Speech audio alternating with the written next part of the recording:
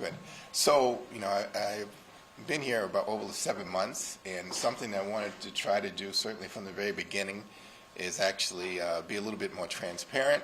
You hear me talk a lot about community policing and building trust.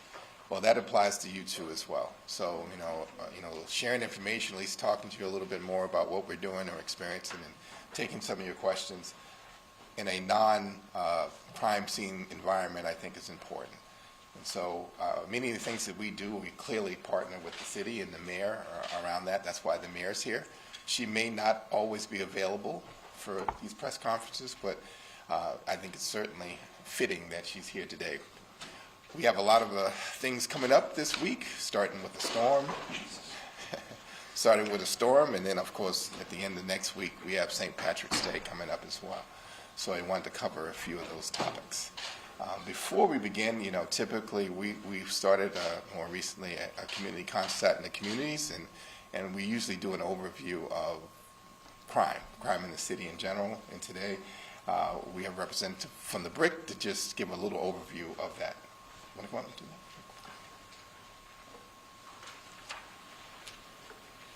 that? Hey, good afternoon, everybody. My name is David Carabin. I serve as the director of the Boston Regional Intelligence Center here at Boston Police Department. As you may know, we wrapped up 2022 on a good note. Our Part 1 crime statistics were the lowest recorded since 2006. And based on available data, these were the lowest Part 1 crime total statistics recorded since the late 1950s. So as we've begun 2023, overall our Part 1 crime has decreased by 8%, so an additional decrease. We're trending in the right direction right through yesterday. Violent crimes have decreased 9%, or 54 incidents, and property crimes have decreased 8%, or 164 incidents. Rape incidents have declined by nearly 1/3 compared to this time last year, and additionally, non-domestic aggravated assaults have declined by 1/4. We've seen significant decreases observed in several property crime categories. That includes commercial burglary, down 46%, residential burglary, down 21%, and vehicle breaks, down 17%. Part 1 crimes have also decreased 8% year-to-date compared to the 5-year average, with violent crime down 10%.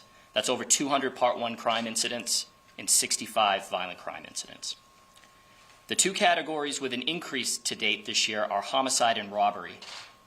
Both are just slightly above their 5-year averages. We've calculated a total of 10 homicides in 2023 and 151 robberies. We've seen arrests decrease nearly 12% compared to our 5-year average at this point in the year, and our shooting incidents have increased by 7, with 9 additional victims year-to-date.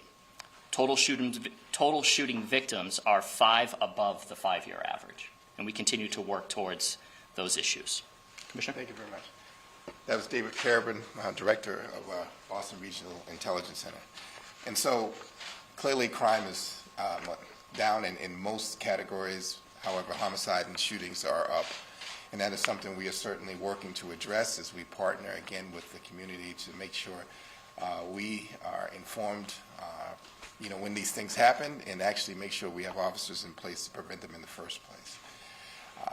So we will take some questions at the end of this, but I'm just going to continue on and talk about our preparations for the upcoming St. Patrick's Day parade.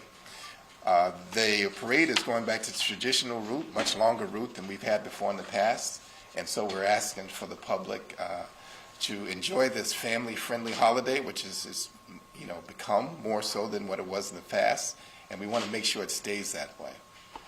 So we're asking people, if they do come into the city, to be cognizant of this is a family-friendly event. We're not going to be allowing public drinking, and to be aware of the activities around drinking in general that day. We ask parents to certainly be aware of the young people's activities and where they are as well, as a lot of people come from outside of the city in on the tee to come to the event. And so we are looking for some partnership with adults and anyone who has, they may be concerned about people coming into the city drinking. That is something that we're asking others to be aware of. We will have officers along the route and working with the state police and all our partners, the MBTA police, state police, and our federal partners to make sure that this is a safe event in general, and we will be monitoring all activities regarding public safety for this coming event. The bars and actually the liquor establishments will be closing early, particularly in the area at 4 p.m., and we thank them for providing that service to us to make sure that this event does stay family-friendly in general. There have been a recent uptick in people around drinks and drink spiking, so again, this is why we not only discourage public drinking, we're not going to allow it, but more so importantly to remind people to be aware of the activities around this, around public spiking of drinks in general. Beside this event coming up, I know we do have some weather that we may want to talk about. Mayor, I don't know if you want to take a moment to talk about that now. Yeah, if there's some here. I'm just here to back up the commissioner and thank him. This is truly his idea he's been talking about for a while of wanting to make sure that there was space to highlight all of the good work happening across the police department and our public safety efforts, and to create a chance to have you all have the chance to ask any questions at all. So I want to thank, there's some folks in the room also, before I get into the weather. Thank you to all of our BPD, well, thank you to Dave Carabin for a great presentation and for keeping us updated, helping us measure what's happening in all the various ways that we track the numbers. I want to thank members of the command staff who are here also, just a great resource for us at the city alongside the commissioner, from Chief Long, Superintendent Cullinan, Superintendent Colon. We have our senior advisor for public safety, Isaac Yablo, here as well. Everyone working hand in hand, and of course thank you to Jessica, Mary Ellen, and Tiffany, and everyone else. Oh, and she's hiding, but the amazing brand new Chief of Staff to Commissioner Cox, Nicole Taub, already making a big difference for the city. So a quick update, the weather forecasts are still shifting around quite a bit. Our Public Works and Emergency Management and Boston Public Schools teams are really focused on tracking this minute by minute as we think about decisions and whether there is going to be an impact on school for tomorrow. Our latest estimates from a range of providers have anywhere from a 3 to 4 inch snow prediction to upwards of closer to 6 or 7. The time frame has it coming down for now, again, changing rapidly, potentially starting around noontime, but what all of the forecasts have across the various various estimates is very high winds, and so we've been in touch with companies who might be running some of our cranes and other large-scale construction projects to be aware, secure all of the materials and equipment, and we also are keeping that in mind as we think about what will happen tomorrow. We know that the temperatures won't be dangerously cold, but the real question will be when the snow begins, how fast it comes down, and we will look to see when that timing lines up, because many of our buses start getting on the roads for pickup and dismissal time right around 1 p.m. So if it all kind of clusters then with a lot of snow coming down fast and heavy winds, we're just monitoring that to see what will happen, and we'll be back with potential updates later today on that front. Thank you, Baron. A couple other items I just wanted to briefly touch. There's been a little news and information out there around missing persons, and what I want to make clear certainly is the public out there about when they should report someone missing. I want to make sure that there's no unclarity around this. If someone is missing or they're concerned about a loved one, that they should report it to us right away, particularly if there's a young age involved or some type of cognitive issue at hand or age regarding that person. We've received some information out that people are confused about waiting, how long they should wait. You don't have to wait at all. If you have reason to believe the person is missing and you're fairly sure about their missing status, report it to us right away, because time is important, and we will take that information and actively start looking for your loved one immediately around that. So we may start to take some other questions here. I know we are doing a few other things, but the idea around this is not a press conference only around bad stuff, but eventually so we can start about what we're doing on a daily basis. We do so many good things, particularly around community policing. With springtime coming up, we're working with youth, having programs, working with youth. The city talked about potentially a jobs program for kids. Well, our department, as well as the city in general, does so many positive things, but yet we sometimes don't like to talk about some of those. So we want to actually have these more routinely, so you're more aware of what we're actively doing, and more importantly, answer your questions directly. Some of the things that I have seen out there is that for some reason, if you don't hear from us, almost anybody's an authority on policing issues, and that's really just not appropriate. So that's why I think it's important to do these way more routinely than what we've been doing. Commissioner, Friday is St. Patrick's Day, as you mentioned. Can you and you talked a little bit about drink spiking. Can you talk a little bit about some of the department's efforts to stop that, how you go about that? And also, last year, we did see some white supremacist activity. Is that something you can address, and how do you handle that? So the drink spiking, we certainly have been in contact with many of the bar owners and club owners in general, and they've been quite responsive, and whether they put lids on the drinks or certainly making sure their patrons understand the issue. And you all have been quite good at reporting out on these issues in general, and that's the important thing, is awareness, particularly younger adults as they drink, college students, things of that nature. As long as they're aware about their drinks and not leaving them open to the public for people to do that. I think that's the important part, is that people do this for some strange reason. We will prosecute anybody that we find and capture who has done this, certainly, but in the meantime, we just want people to stay safe and be cognizant of their drinks and making sure they're covered. I prefer on St. Patrick's Day in general, and particularly out in public, not to drink at all, right? That's what my preference is. On the second front, it doesn't matter if it's a hate group or anyone who comes into the city that wants to do harm or interrupt our daily lives, or, they are on our radar, and we will address it appropriately.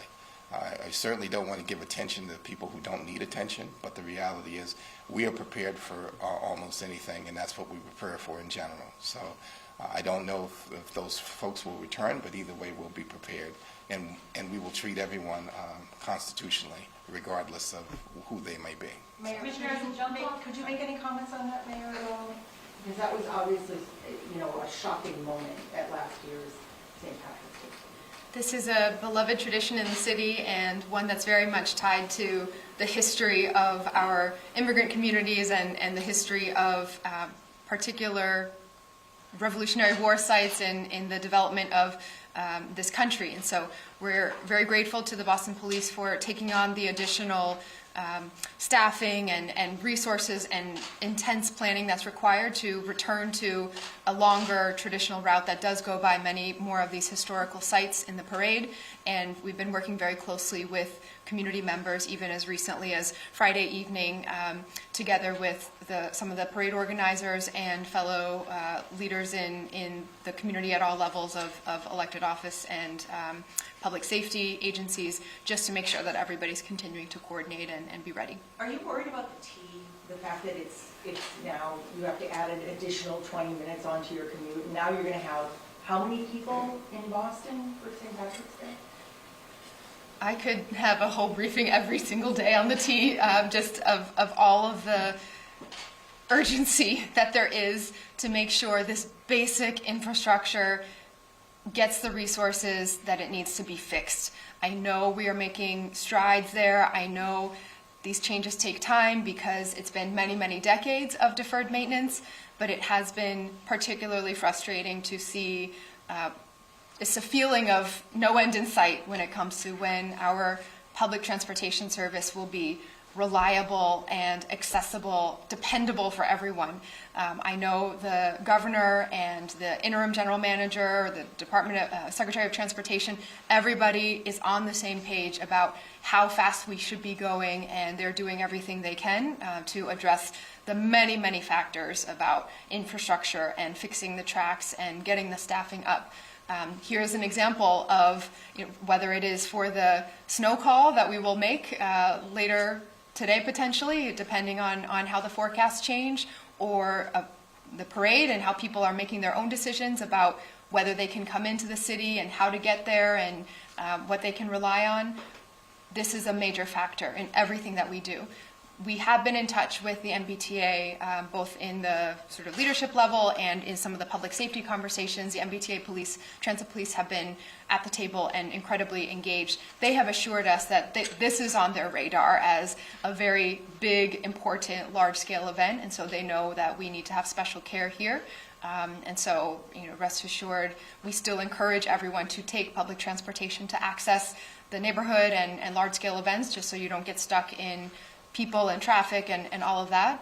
And we will keep our fingers crossed as we continue to fight for more resources, for Boston to have a direct say on the MBTA, and for all of us to have the public transit system The that we city deserve. continues to try to get back from the pandemic, and we're starting to hear talk about possible recession looming perhaps in the next year or so. How much of a negative impact is the T operating today on the city's economy right now? How much is that negatively impacting the city's economy? There are two factors that are make or break for our economy and whether we will continue to be a city that leads the way for innovation and jobs and quality of life. It is housing and transportation. I hear it from every single one of our businesses that they are losing workers who can't afford to live in the city, or they are not sure if they can get their workers to come in person to the office because of stress or concerns about the transportation system. And so the wonderful news is that we have a state administration that is fully on board with moving fast on this. Two leaders, and the governor and the lieutenant governor, who know these issues very well, who are completely committed to putting the resources behind them, both to boost the housing supply that we have, to make sure there's more affordable housing, and to get going much more quickly on the transportation front. We're in regular communication with them at the city level and share everything from our dreams at a big picture scale for how we build the foundation for our economy to really grow and be that example across the country, but also on a day-to-day basis, issues about how we're preparing, or as we prepare for inclement weather, the exact intersections that the city's public works teams and the MBTA staff are coordinating around who will clear the snow from these exact locations. So we have a great working relationship, and we all need to do more. I was on the Green Line today, and you can feel the slow zones above ground. Luckily I saved plenty of time for myself, but even getting to the first thing you see, there was a train that was just sitting there out of service because of a schedule adjustment. We didn't get going for a good, almost 5 to 10 minutes, and then just kind of crawling over some of the stops. There were several people, I'm in my, I couldn't run today, but there were several people who, when they heard the train was going to be delayed for an unforeseen period of time, just had already tapped their card, had already gotten on, and decided they were just going to get off and walk to their location anyway. So we feel that sense of frustration all across our community. This is a big picture economic issue. It is an individual sort of physical stress and emotional health issue for many of our commuters and family members, just trying to get home to their families on time. And I know there's the collective energy to do something about it, and it's a matter of moving fast to do it. On the missing persons issue, the governor has suggested wanting to create a statewide unit to help local districts, local police districts investigate missing persons. I wonder if you had any thoughts about that, and also have looked at the Boston police specifically, how they handle that. Is there a better way to handle that? Specifically with this, in reference to this incident with the woman in East Boston who's gone missing, the frustration her family had around that. Yeah, so, I think the important thing around the last thing you just made comment is that, that person is found, hopefully safe, or we find out, exactly who it is that may have harmed that individual. We've been working on that case since day one. And like with all investigations, there's always more that you could do, but the fact is we've been working very hard, and we hope that she gets here safely. And sometimes I just want to make the message, clear. We need the public's help in finding out where she is, who might have her, because that's the focus of the story, really. It's that we're here to help find her, and and we're going to do all we can to make sure that happens. As far as the state, bringing a unit to help other local municipalities, I think that's always a good thing. I would say all police departments need more resources. We are asked to do many, many things, and we don't always have enough people to do all of those things. So investigations are difficult. They can be long. They take a lot of work in general. So anytime someone wants to support any municipality in doing investigations, particularly around missing persons, I think that support is helpful. But is that investigation ongoing still, or Yes. what's the status of it? The investigation is ongoing. I asked for the public's help, and as a matter of fact, that's where I want to keep the focus. I don't know how we became the focus. The reality is there's a missing person out there, and that we need some support and help in locate the person. It was reported that you Can I usually got hop in on into a this one car. too? Sure, Commissioner? sure. So just on this point, I want to thank the Commissioner and the Department for working very closely. The Office of Police Accountability and Transparency, OPAT, has been working with the Department to ensure that all of our policies at the city level reflect the reality of what we see today. We know there is a nationwide, very troubling trend where women, and often women of color, particularly from immigrant communities or in multilingual communities, when they are missing, there is an additional sense of fear from families, mistrust and concern about government in general. And so we have been working not only to support and back up the department's hard work on this particular investigation, but to ensure that our community at large has those strong relationships with the Boston Police and with the city to be able to address larger issues and build that connection beyond a single investigation as well, whether it is working to ensure that our materials are put out in multiple languages, including to media outlets that are covered in languages other than English, or to be very clear about when the policies are where information is released to the public. The Commissioner and OPAT, or Stephanie Everett, our OPAT Director, have been taking the lead on that. Commissioner, can you talk a little bit about police resources? You have a big full-length parade coming up. You have a department that's down a couple hundred officers. So does that concern you when you have those two things colliding? And then what's sort of the state of trying to help the staffing issue that we gave? So, we are currently, certainly trying to enlist probably one of the largest classes we ever had coming up this spring to help, alleviate some of the pressure of having so many retirements and people, attrition loss. As far as a major event like this, whether it's this event, the marathon, it takes all our department resources to do it. And it's a traditional thing, so it's not like something that just came out of the blue. We probably haven't done it in the full fashion that we're doing coming up this week in a while, but it's something we've had to deal with before. We're doing all we can to increase our numbers. But we're also doing all we can to make sure that this is a place where people want to come and work. And again, this is where we need some help and assistance. This is a wonderful job. We do a tremendous amount of work for the public. We're needed in so many different ways.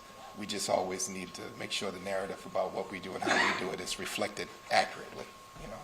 That's all I asked about some of that. To make sure that this is always a place where young people want to join to help, because that is all we're here to do, right? Our mission is to serve the public, and that's all we do day in and day out. But along the way, there's been, certainly a loss of love for this job, certainly in the way that I see it. We do so many positive things, but yet it's hard to attract people. It's hard to get people to stay on board. So, I know you called for lateral transfers. Has there been any discussion about getting rid of the residency requirement, for example? So the residency, certainly, that's the discussion with us and the mayor. Again, even if we did, I don't know how much of an impact that would be right now. We need to make sure people understand that this is a job in which we give back to the society that we live. We are here to do good things, and that the fact is this is a well-run police department in the greatest city in America. Those combination of those things you would think would want to attract people, but we are fighting a tough tide right now in general, and we're doing all we can to make sure people understand what this job is, who we're here to serve, so we can make it attractive, so we don't have issues around retention. Thank you, everyone, thank you. What would improve on that? Thank you. Can I have one thing on just Yeah, that last sure. quick, Mary Ellen, sorry. I am so filled with gratitude and hope about the direction of community policing in Boston and the close ties between our police department and everything else that is happening in the city.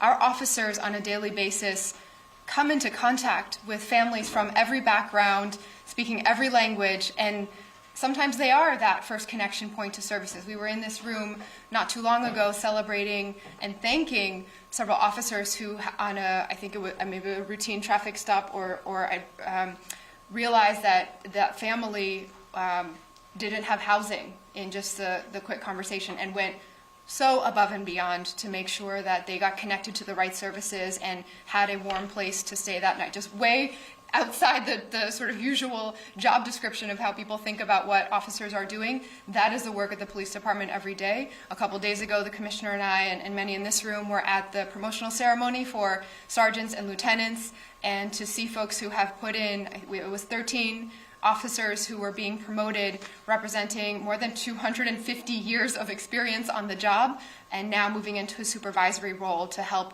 shape the next generation.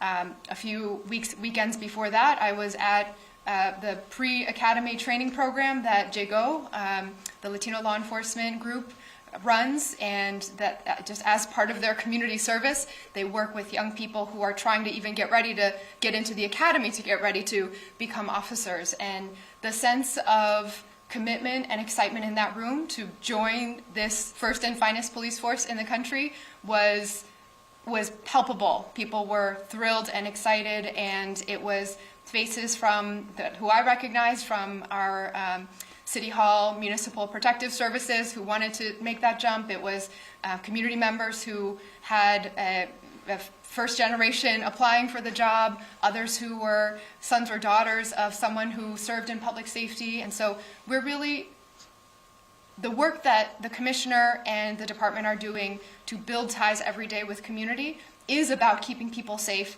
right now and responding in those moments where you don't know who to call, except for our officers will go and provide whatever help they possibly can. But it's also ensuring that we're creating good jobs in our city, that we are tying people into all of the city services that are available, and that often this department becomes the hub for. Thank you, everyone. How many people are you planning to, will come into the city on Friday? How many people at the station? Do you know an estimate? Give us a range, we'll take a range.